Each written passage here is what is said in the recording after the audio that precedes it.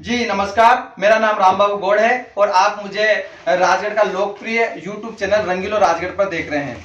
हर तरफ इस समय चुनाव की चर्चाएं चल रही है। गली में, गांव में, शहरों में सभी जगह चुनाव की चर्चा चल रही है। ऐसे में हम आज एक भाजपा की ऐसी शख्सियत से रूबरू हो रहे हैं, जाना पहचाना चेहरा श्री रघुनंदन जी शर्मा। इनसे हम बात करेंगे।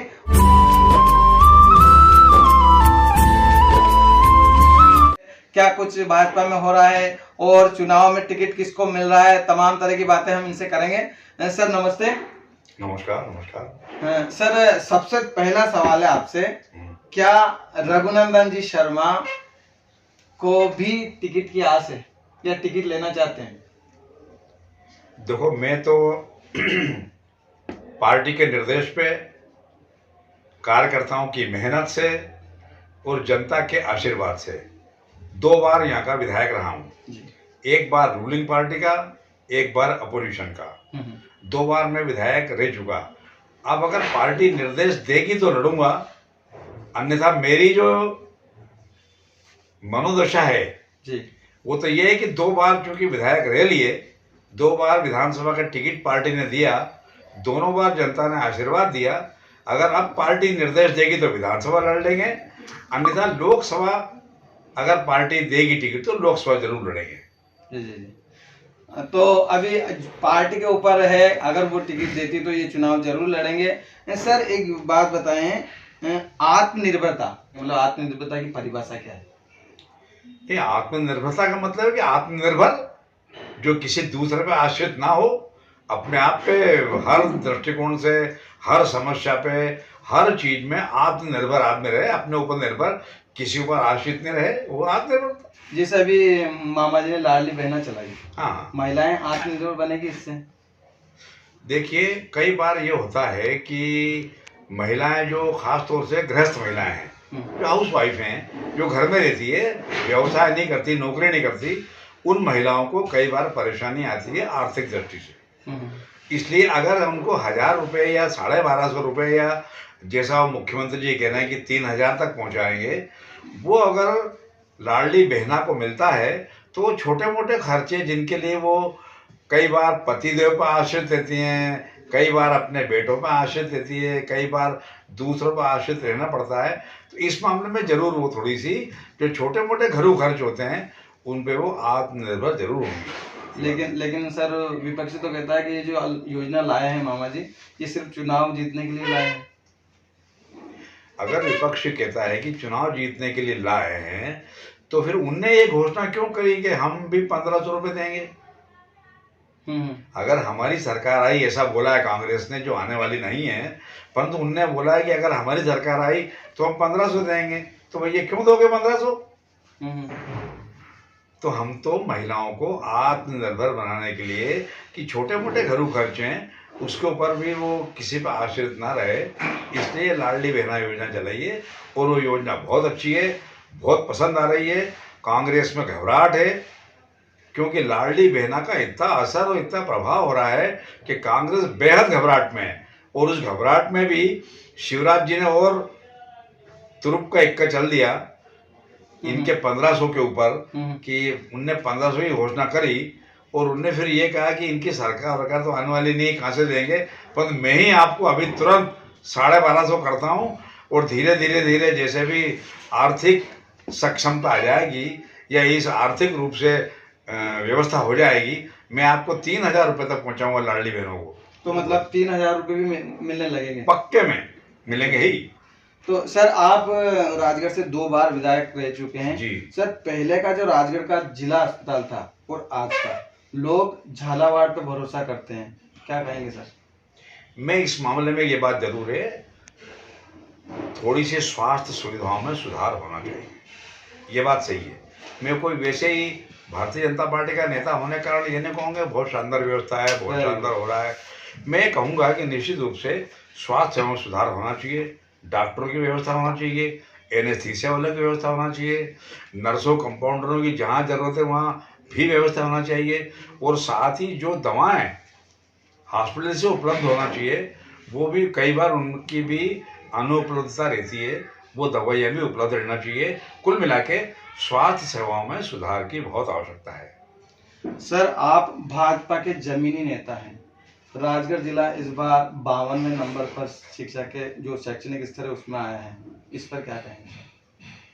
मेरे से आपसे ही जानकारी मिल रही मुझे कि 52वें नंबर पे आया है। पूरे पेपरों में छपा है सर। अच्छा। हाँ, 52वें नंबर अपना जिला पूरे मध्य प्रदेश में सबसे नीचे है। नहीं, छपा है और आप कह रहे हो तो मैं मान लेता हूँ। मैं यही कह रहा हूँ कि छपा है और आप कह रहे हो तो मैं मान लेता हूँ, कोई दिक्कत थोड़ी मानने में मुझे। मतलब अगर मान लो कि 52वें नंबर पे आया है तो निश्चित रूप से शिक्षा में बहुत सुधार की जरूरत है। अत्यधिक रूप से जो शालाएं न लग रही हो या जो शालाएं हैं जहाँ अध्यापक नहीं है वहाँ अध्यापक की नियुक्ति होना चाहिए। जहाँ अध्यापक हैं वो ठीक अध्यापन कर रहे नहीं कर रहे हैं उनका भी मॉनिटरिंग होना चाहिए, ये बात सही है। और ये 52वां पायदान जो है ये तो बहुत ही निकृष्ट श्रेणी है, नहीं होना चाहिए। और शिक्षा में भी सुधार, अगर 52 जैसा आप बता रहे हैं तो शिक्षा में भी अत्यंत सुधार की आवश्यकता है निश्चित। राजगढ़ विधानसभा में बीजेपी किसको टक्कर में मानती है? कांग्रेस का किसी भी नेता मान लो, जैसे बापू सिंह तंवर है या किसी को टक्कर में मानती है, किसको मानती है बापू सिंह के अलावा? बापू सिंह, आप पता नहीं कांग्रेस किसको देने वाली है बापू सिंह के अलावा?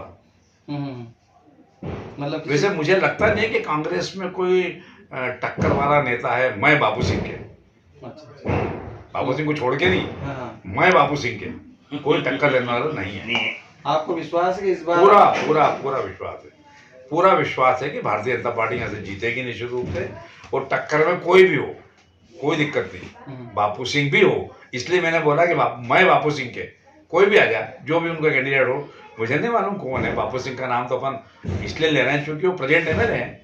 ठीक बात है। आप क्यों मानते हैं कि बीजेपी में वापस मध्य प्रदेश में वापस बीजेपी की सरकार आ रही है, क्यों मानते हैं? मैं इसलिए मानता हूँ कि भारतीय जनता पार्टी की सरकार ने जो विकास कार्य किए हैं, जो जनता के हित के काम किए हैं, जो जनता के कल्याण के काम किए हैं, इतने सारे काम किए हैं कि हम जब गिनाने के लिए बोलते हैं या गिनाने के लिए भाषण देते हैं तो हमारा भाषण ही कम पड़ जाता है। इतने सारे काम किए हैं, कोई वर्ग छोड़ा नहीं, महिलाएं छोड़ी नहीं, युवा छोड़ा नहीं। बुजुर्गों की जो तीर्थ दर्शन योजना है, उस तीर्थ दर्शन योजना में तो जो बंदा गांव का हमारा ग्रामीण गरीब आदमी केवल हवाई जहाज देखता था, उसे हवाई जहाज में बिठा के भेजा। हवाई जहाज में जाओ यार, तुम यात्रा करो और तीर्थ करके आओ फ्री में। ऐसी सारी योजनाएं जो है कोई वर्ग छोड़ा नहीं, ऐसे कल्याणकारी कार्य किए हैं। जनता खुद स्वयं, हम तो क्या किया, हम तो भाजपा के कार्यकर्ता हैं, इसलिए जनता स्वयं कह रही है, जनता स्वयं जय जयकार कर रही है, विकास के काम भी और जनहितैषी कल्याणकारी कार्य भी। इसलिए मुझे पूरा विश्वास है कि वापस इससे अच्छी सरकार कौन सी आएगी। और ये शिक्षा स्वास्थ्य, इस पर बेहतर कार्य किस नेता ने राजगढ़ जिले में सबसे ज्यादा किया? किन्ने? शिक्षा और स्वास्थ्य पर। हाँ। आपको क्या लगता है किस नेता ने सबसे ज्यादा कार्य किया, बेहतर काम किया? देखिए, शिक्षा और स्वास्थ्य पे नेता तो कोई काम करते नहीं है, सरकारें काम करती है। तो सरकार भारतीय जनता पार्टी की है, इसलिए शिक्षा और स्वास्थ्य दोनों पे मध्य प्रदेश स्तर पे भारतीय जनता पार्टी की सरकार ने ठीक काम किया है। राजगढ़ जिला थोड़ा सा वंचित जरूर रहा है, ये मैं मानता हूँ, स्वास्थ्य की दृष्टि से भी। और शिक्षा के में भी आप जैसा बता रहे हैं 52 नंबर पर रहा, तो उसमें भी सुधार की जरूरत है। और वो भी सुधार हम करेंगे तो हमें निश्चित रूप से शिक्षा में भी, स्वास्थ्य में भी, और जहाँ जहाँ भी सुधार की आवश्यकता है वहाँ सब जगह सुधार करेगी भारतीय जनता पार्टी पक्के में। आपको लगता है गरीबी कम हुई राजगढ़ जिले में? 100% कम हुई है निश्चित रूप से। आज मुझे आप बताओ, आज मैं राजगढ़ की बात करता हूँ आपसे, राजगढ़ के बाजार में आप जाके देख रहे ना, अभी थोड़ी देर बाद, अभी तो 3 बजा है, 3:30 पौने 4 बजे से जो सब्जियां आती है, जो बाजार भरता है, जो गांव के लोग सब्जी लेके आते हैं और उसके बाद जो सब्जी बेचने के बाद जाते हैं तो उनकी जरा जेबें टटोलना, हर आदमी 1-1.5 हज़ार रुपये रख के ले जाता है। ये सब परिणाम भारतीय जनता पार्टी की जो पानी की उपलब्धता है, मोहनपुरा है, कुंडालिया है, और छोटे छोटे बांध, छोटे छोटे तालाब, ये जो इरिगेशन की सुविधा जो दी हमने, उस इरिगेशन की सुविधा का परिणाम है कि आज गरीबी भी कम हुई है और लोगों का आर्थिक स्तर भी ऊंचा हुआ है निश्चित रूप से। मैंने आज़ादी से लेके, मुगल काल से लेके इस धरती को सींचने की किसी ने चिंता ही नहीं करी। सर, आप कौन कौन से सन में विधायक रहे हैं? मैं 1990 में पहली बार। वर्तमान में आप क्या पद है अपने बारे में बताएं? मैं 1990 में भारतीय जनता पार्टी का विधायक बना, तब भारतीय जनता पार्टी की सरकार पहली बार आई थी, राम मंदिर की लहर चली हुई थी, राम लहर चली थी। 1990 में विधायक बना मैं। 1990 में विधायक बनने के बाद सरकार भी भाजपा की बनी, सुंदरलाल जी पटवा मुख्यमंत्री बने, मैं विधायक था। उसके बाद फिर मैं 1993 में चुनाव हुआ। 1993 में फिर विधायक बना, पंद्रह विभाग विधायक बना मैं विपक्ष का। मुख्यमंत्री बन गया दिग्विजय सिंह जी, और इलाके के भले के लिए, इलाके के विकास के लिए, क्षेत्र की सारी समस्याओं के लिए पूरे 5 साल हमने दिग्विजय सिंह जी और कांग्रेस सरकार से जद्दोजहद की, खूब लड़ाइयाँ लड़ी उनसे। 5 साल में एक भी दिन ऐसा नहीं गया जिस दिन विधानसभा में और विधानसभा के बाहर उनसे लड़ाई ना हुई हो, राजनीतिक लड़ाई। और उस राजनीतिक लड़ाई का परिणाम है कि यहाँ बहुत सारी योजनाएं मैं लेके आया, बहुत सारे विकास के कार्य भी लेके आया। दिग्विजय सिंह जी से लड़ झगड़ के हमने कई सारी योजनाएं, बामने खेड़ी की लिफ्ट इरिगेशन योजना, टांडी की जलाशय योजना, ऐसी कई सारी योजना उस वक्त भी हम उनको लाए। और उसके बाद फिर मेरे को अभी कमलनाथ जी की सरकार के ठीक पहले मुझे शिवराज जी ने खादी ग्रामोद्योग बोर्ड का उपाध्यक्ष बना दिया था, वाइस चेयरमैन था मैं, राज्य मंत्री का दर्जा था मुझे। और इनने फिर आते से हमारे सारे निगम मंडल बोर्ड भंग कर दिए थे, उसमें हम भी भंग हो गए थे। सर, गुटबाजी की खबरें सुन रहे हैं हम कि अगर किसी को टिकट मिलता है तो बीजेपी में गुटबाजी है, आपको लगता है गुटबाजी है? देखिए, जहाँ भी बड़ा परिवार होता है, जहाँ भी बड़ा परिवार होता है, वहाँ ये स्वाभाविक बात है, वहाँ ये स्वाभाविक बात है, मैं उससे मना नहीं करता। परंतु भारतीय जनता पार्टी में एक अच्छी बात ये है कि ये सारा होने के बाद भी जो भी पार्टी जिसको भी टिकट देती है उसके लिए हम सब लोग पूरी ताकत से बढ़ जाते हैं और कांग्रेस को परास्त भी कर देते हैं। इस बार भी ऐसा ही होगा।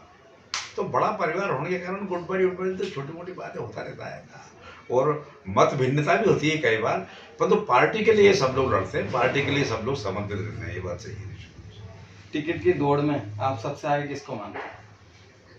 बीजेपी से? नहीं, मेरा ऐसा मानना है कि जैसे सांसद जी का नाम है, अमर सिंह जी का नाम है, तिवारी जी का नाम है। हाँ, मैं ऐसा मानता हूँ कि पार्टी का जो भी कार्यकर्ता है उसको टिकट मांगने का हक है, प्रत्येक कार्यकर्ता को। क्योंकि कोई भी आदमी अगर पॉलिटिकल काम करता है तो उसकी इच्छा रहती है एक बार तो विधायक मैं भी बनूं, इसलिए पार्टी का टिकट सब मांगे।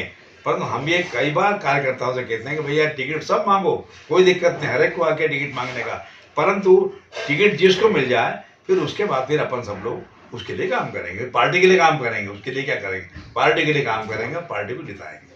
वाह, कि पूरे 5 साल तक, और 5 साल में क्यों, उन 15 महीनों को छोड़ दें तो पिछले 20 साल से भारतीय जनता पार्टी की सरकार जनहितैषी कार्य कर रही है, जन कल्याणकारी कार्य कर रही है। जितने भी जनता के हितैषी कार्य है वो सारे काम भाजपा की सरकार ने किया है और सामने सबको प्रत्यक्ष दिख भी रहा है, हर क्षेत्र में किया है, हर वर्ग के लिए किया है। इसलिए मैं राजगढ़ जिले की जनता से तो ये निवेदन करता हूँ कि पिछली बार आपसे गलती हुई थी 3 सीटों में, इस बार इन 3 सीटों में भी गलती नहीं होना चाहिए और 5 की 5 सीटें भारतीय जनता पार्टी को अच्छे बम्पर बहुमत से आप जिताएं, ये मेरा निवेदन है। क्योंकि और जितनी भी कल्याणकारी योजना है, और जितने भी विकास के कार्य हैं, वो भारतीय जनता पार्टी आपके आशीर्वाद से पूरी ताकत से करेगी और इस जिले का विकास करेगी। तो ये था श्री रघुनंदन जी शर्मा का धाकड़ इंटरव्यू। पूरे राजगढ़ वासियों को शेयर करें। Thank you.